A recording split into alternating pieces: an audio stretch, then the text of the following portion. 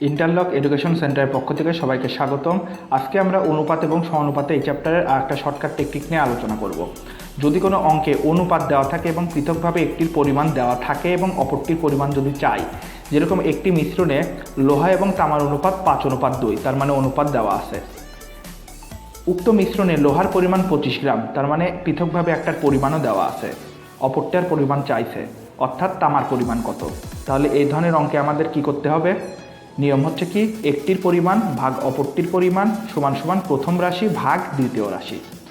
তাহলে এখন একটি কোনটা? একটি হচ্ছে লোহা, তার নিচে ভাগ দেব কি তামা, সমান সমান প্রথম রাশি কত?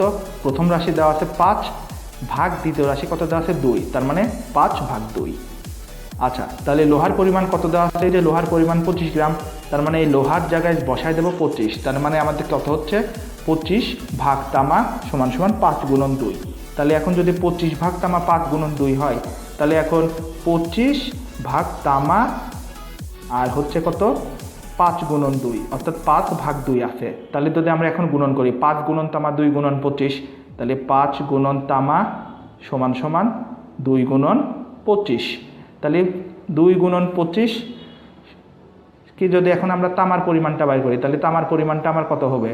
তাহলে এই 2 গুণন 25কে যদি আমরা ভাগ করি হলো এই 5টা নিচে এসে ভাগ বসে হয়ে যাবে। তাহলে পরে 5/25 কত হচ্ছে 5, তার মানে 5×2 = 10, তার মানে তামার পরিমাণ কত হবে 10 গ্রাম।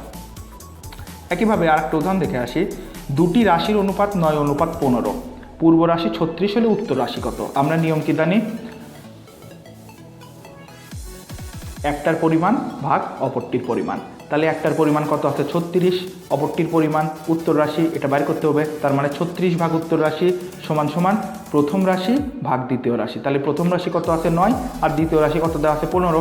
তাহলে যদি এটাকে আমরা এখন ক্যালকুলেশন করি, তাহলে পরে কি হবে 36 ভাগ উত্তর রাশি। তাহলে এখন 36কে যদি আমরা এখন উত্তর রাশি দিয়ে ভাগ দেই, সমান সমান কত আছে 9/15।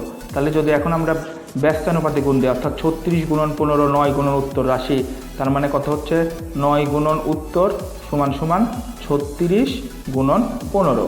এখন এই 36 গুণন 15কে ভাগ দিতে হবে কত?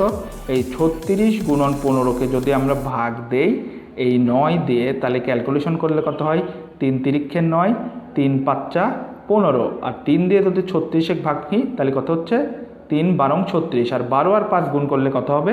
এই 60 হবে। অর্থাৎ এইভাবে আমরা একটা রাশি দেওয়া থাকলে আর একটা রাশির মান বের করতে পারি যদি তাদের অনুপাতও দেওয়া থাকে। ধন্যবাদ সবাইকে।